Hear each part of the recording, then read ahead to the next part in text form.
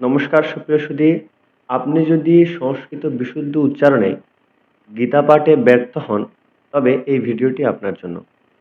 আপনি কি জানেন না সংস্কৃত শ্লোক উচ্চারণে অনুসারের উচ্চারণ বা কিরূপ, বিসর্গের উচ্চারণ বা কিরূপ এবং জটিল যুক্তাক্ষরকে ভেঙে পাঠ করতে পারছেন না? গীতা কোন ছন্দে রচিত ছন্দ নির্ণয় করতে পারছেন না? তবে এই ভিডিওটি আপনার জন্য। সম্পূর্ণ ভিডিওটি দেখুন, আশা করছি আপনাদের সকল সংশয়, সকল জড়তার দূরীকরণ হবে।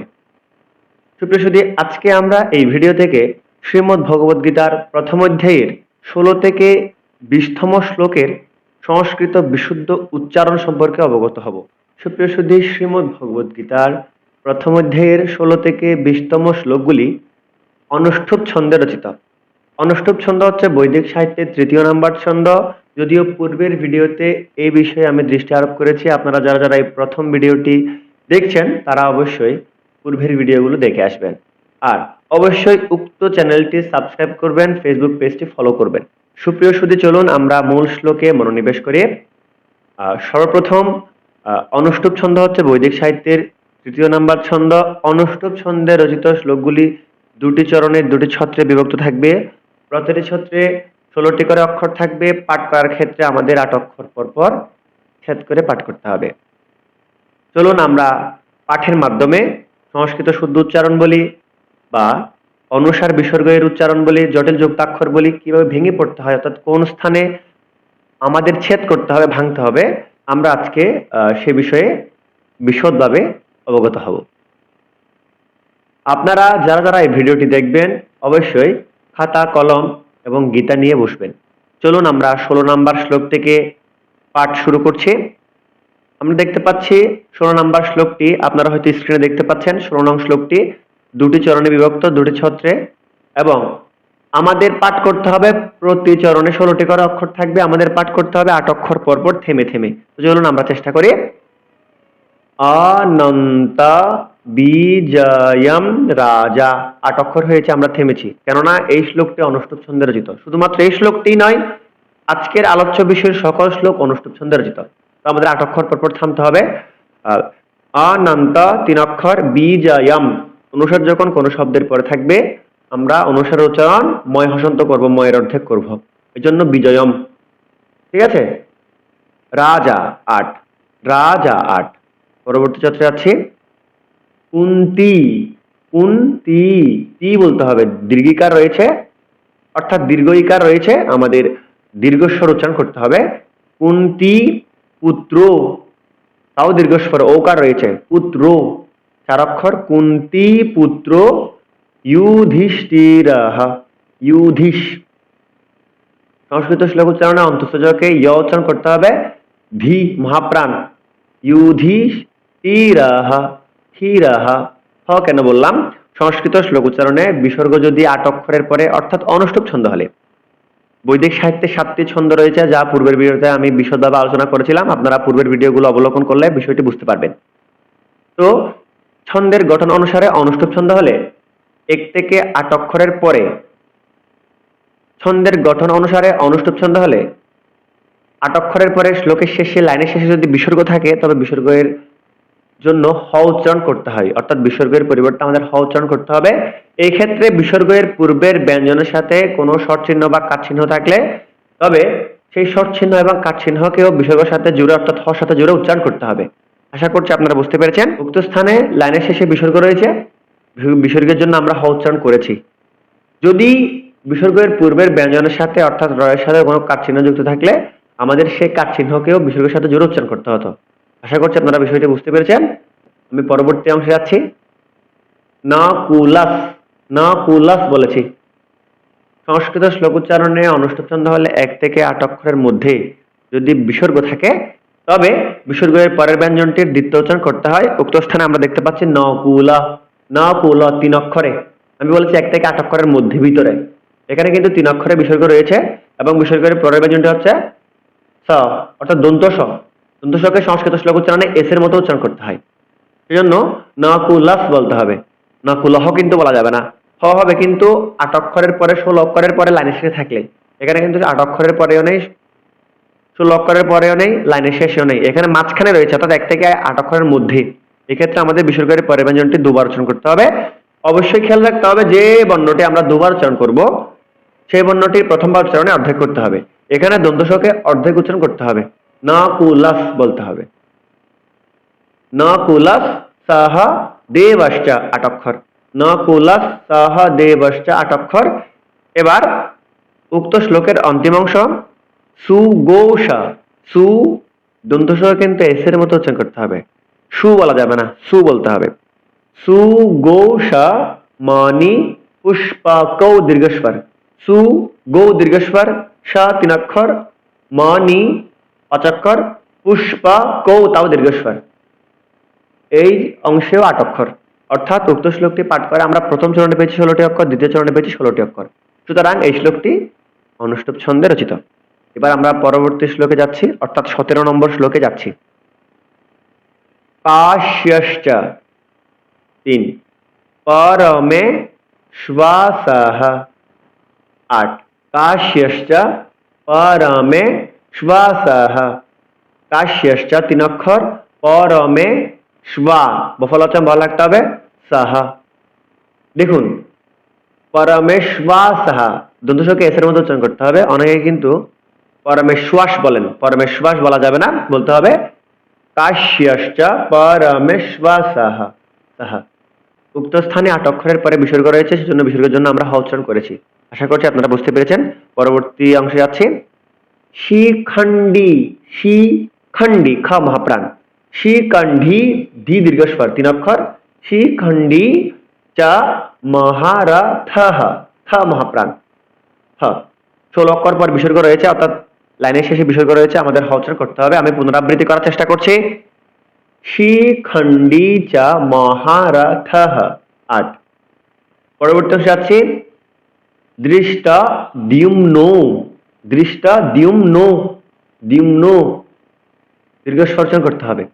দৃষ্ট দ্যুম্নো 4 অক্ষর, বিরাটশ্চ 8 অক্ষর, দৃষ্ট দ্যুম্নো বিরাটশ্চ 8 অক্ষর, সাত্যকিশ্চ 4 অক্ষর, পরাজিতঃ, সাত্যকিশ্চ পরাজিতঃ।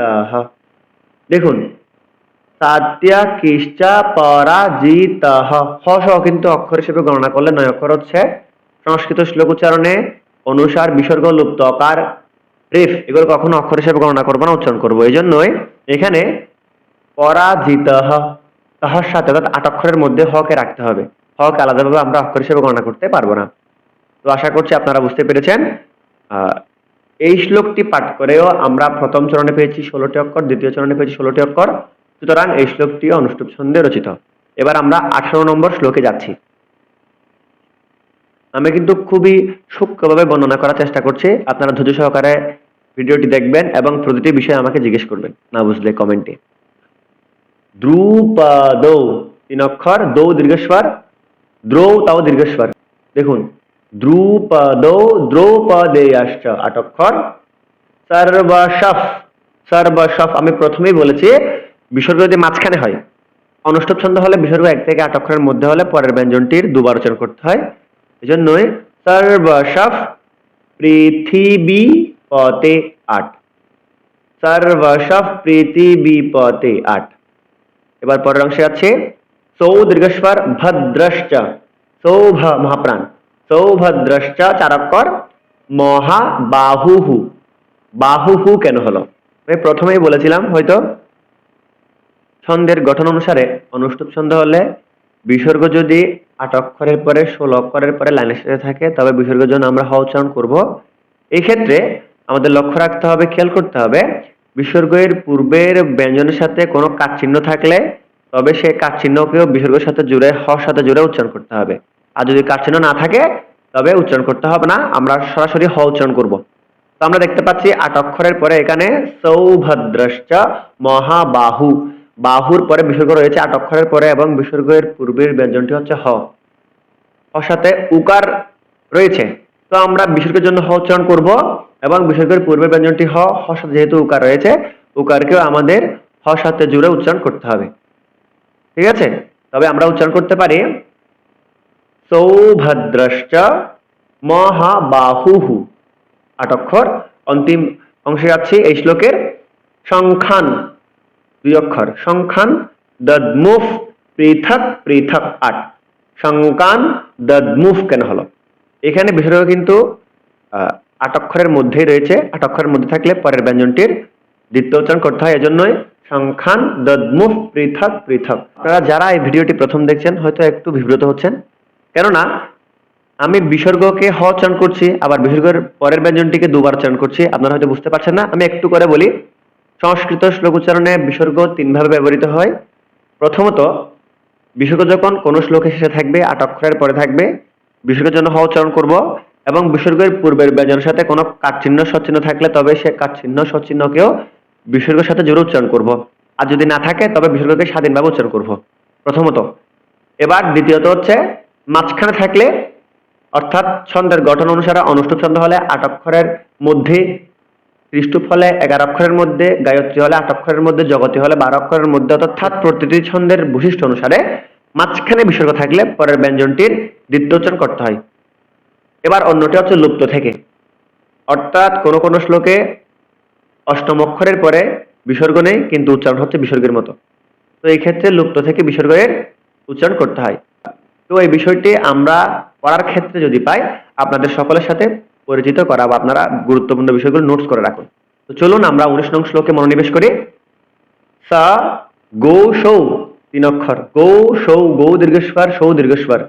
স গৌ সৌ ধার্ত 5 অক্ষর। ধার্ত, ধা মহাপ্রাণ, দীর্ঘস্বর, ত 5 অক্ষর। রাষ্ট্রানাম 8 অক্ষর। স গৌ সৌ দার্থ রাষ্ট্রানাম 8 অক্ষর। এখানে কিন্তু সগৌষ বলা যাবে না, সগৌষ বলতে হবে। স এস এর মতো উচ্চারণ করতে হবে। অনুসার যখন কোন শব্দের পরে থাকবে অনুসার উচ্চারণ ময় হাসন্ত করতে হবে, ময়ের অর্ধেক। উক্ত স্থানে রাষ্ট্রানাম বলেছি। আশা করছি আপনারা বুঝতে পেরেছেন। আমি পুনরাবৃত্তি করছি। স গৌষ দার্ত রাষ্ট্রানাম 8 অক্ষর। এবার হৃদয়ানি ব্যদারয়ত 8 অক্ষর। হৃদয়ানি, হৃদয়ানি বলা যাবে না। এখানে হয়রিকার দেখতে পাচ্ছি, হয়রিকারকে স্বতন্ত্র উচ্চারণ করতে হবে, হৃদয়ানি বলতে হবে। হৃদয়ানি বলা যাবে না, হ্রি বলতে হবে। তবে হৃদয়ানি ব্যদারয়ত 8 অক্ষর। দ্বিতীয় ছত্রে যাচ্ছে। নভশ্চ 3 অক্ষর। পৃথিবীম 6 অক্ষর। অর্থাৎ পৃথিবীম বলেছি, অনুসার যেহেতু শব্দের পরে রয়েছে অনুসার উচ্চারণ মহাসন্ত করতে হবে। চৈব 8। পুনরাবৃত্তি করছি। নভশ্চ পৃথিবীম চৈব 8। এবার তুমূল 3 অক্ষর। ব্যনুনাদয়ন 8। তুমূল দীর্ঘস্বর, লো দীর্ঘস্বর কিন্তু। তুমূল ব্যনুনাদয়ন 8। সুপ্রিয় সুধী, উক্ত শ্লোকটি পাঠ করে আমরা প্রথম ছত্রে পেয়েছি 16টি অক্ষর, দ্বিতীয় ছত্রে পেয়েছি 16 অক্ষর। সুতরাং এই শ্লোকটিও অনুষ্ঠুপ ছন্দে রচিত। এবার আজকের আলোচনার আলোচ্য বিষয়ের অন্তিম শ্লোক অর্থাৎ 20 নং শ্লোকটি পাঠে মনোনিবেশ করছি।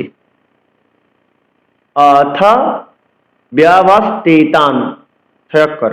অথ মহাপ্রাণ, ব্যবস্থিতান, থি মহাপ্রাণ। পুনরাবৃত্তি করছি। অথ ব্যবস্থিতান দৃष्ट्वा 8 অক্ষর। দৃष्ट्वा বফলোচন ভালো রাখতে হবে।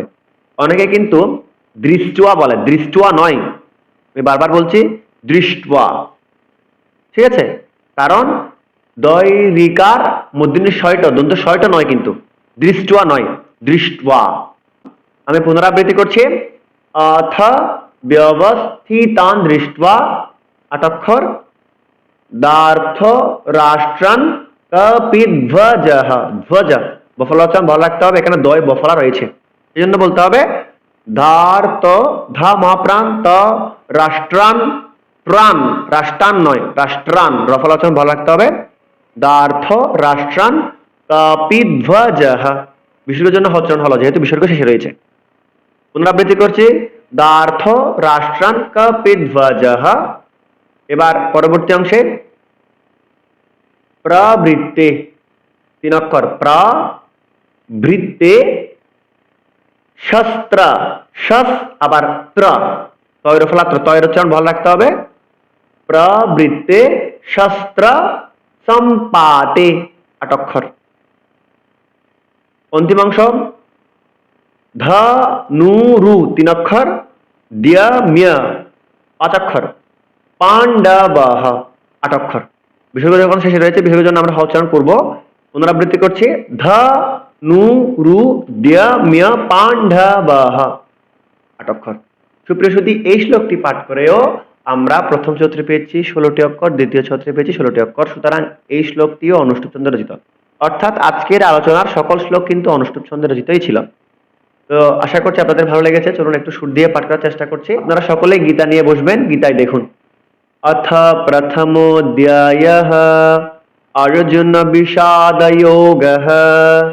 संजय उवाच अनन्तविजयं राजा कुन्तीपुत्रो युधिष्ठिरः नकुलः सहदेवश्च सुघोषमणिपुष्पको काश्यश्च परमेश्वासः शिखण्डी च महारथः दृष्टद्युम्नो विराटश्च सात्यकीश्च पराजितः द्रुपदो द्रौपदेयश्च सर्वशः पृथिवीपते सौभद्रश्च महाबाहुः शङ्खान् दद्मुः पृथक् पृथक् सघोषो धर्तराष्ट्राणां हृदयानि व्यदारयत् नभश्च पृथिवीं चैव तुमुलो व्यनुनादयन् अथ व्यवस्थितान् दृष्ट्वा धार्तराष्ट्रान् कपिध्वजः प्रवृत्ते शस्त्रसम्पाते ধনুরুদ্যম্য পাণ্ডবः। সুপ্রিয় সুধী, আশা করছি আপনারা সকলে বুঝতে পেরেছেন। ভালো লেগেছে কিনা অবশ্যই কমেন্টে জানাবেন। আমি প্রথমে বলেছিলাম, যারা যারা সংস্কৃত বিশুদ্ধ উচ্চারণে শ্লোক পাঠ করতে পারেন না, ভয় পান, বাংলা পড়ছেন, আপনারা আমার এই পেজটি ফলো করে, এই চ্যানেলটি ফলো করে অবশ্যই নিজেকে সংস্কৃত উচ্চারণে পঠ করতে পারেন। সকলকে অসংখ্য ধন্যবাদ। নমস্কার।